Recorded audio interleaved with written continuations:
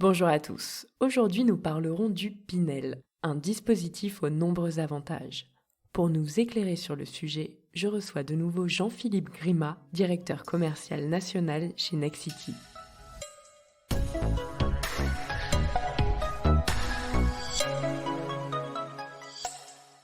Alors Jean-Philippe, ma première question, qu'est-ce que le dispositif Pinel ? C'est un dispositif fiscal mis en place en 2015 par le gouvernement pour favoriser l'investissement dans l'immobilier. Comme je le précisais dans le premier podcast, il concerne les biens neufs ou réhabilités, loués nus au titre de résidence principale et situés dans les secteurs où la demande locative est soutenue.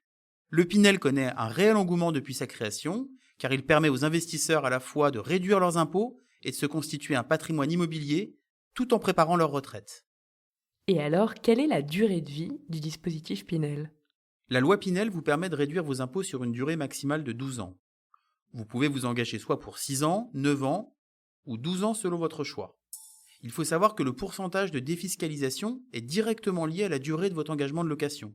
12% sur 6 ans, 18% sur 9 ans et 21% sur 12 ans.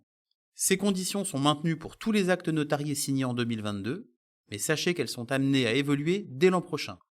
Très bien, et concrètement, comment ce dispositif me permet-il de réduire mes impôts ? Alors concrètement, comment ça se passe ? Pendant les 9 premières années, je réduis de mes impôts 2% du montant de l'investissement, puis 1% par an de la 9e à la 12e année. Prenons un exemple plus parlant. Si vous achetez un appartement d'une valeur de 200 000 € incluant les frais de notaire, vous pourrez réduire 4 000 € de vos impôts par an pendant 9 ans, puis 2 000 € par an sur les 3 années restantes. Vous réduisez ainsi 42 000 € sur vos impôts pendant 12 ans. Et ça peut même aller plus loin, puisqu'on peut aller jusqu'à 300 000 € d'investissement par an. Parfait, et ensuite, est-ce que je suis obligé de revendre mon bien ? Alors vous n'êtes pas obligé de revendre votre bien à l'issue de ces 12 ans. Vous avez plusieurs solutions. Soit le revendre et récupérer les capitaux amortis et une éventuelle plus-value, soit garder le bien et le mettre en location libre, ou pourquoi pas en location meublée et profiter des avantages fiscaux du statut de loueur meublé. Et pour faire un investissement Pinel, est-ce que j'ai besoin d'un apport ? En théorie, non. Ce n'est pas une obligation liée au dispositif. Par contre, c'est souvent une des conditions bancaires pour obtenir un prêt. Généralement, les banques demandent un apport au moins égal au montant des frais de notaire. Comme ils sont moins élevés dans le neuf, l'apport sera donc moins conséquent. Parfait, et côté financement, comment ça se passe ? Comme souvent dans le cadre d'un investissement locatif, pour financer l'achat, vous opterez pour un crédit immobilier. La mensualité de prêt sera en partie compensée par le loyer perçu, mais également par l'économie d'impôt générée par le dispositif Pinel.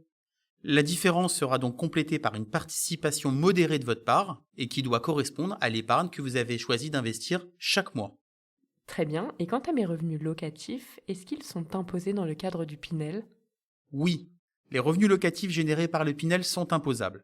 Néanmoins, comme toute location nue, l'ensemble des charges afférentes à l'investissement sont 100% déductibles de vos revenus fonciers. C'est le cas notamment des intérêts d'emprunt, des assurances et de toutes les charges liées au logement, ou encore de la taxe foncière. Merci beaucoup pour ces précisions sur la loi Pinel. Est-ce que vous souhaitez ajouter un dernier mot ? Rappelez-vous que l'accompagnement par un professionnel comme Nexity se fait avant l'achat, mais aussi tout au long de la vie de votre projet.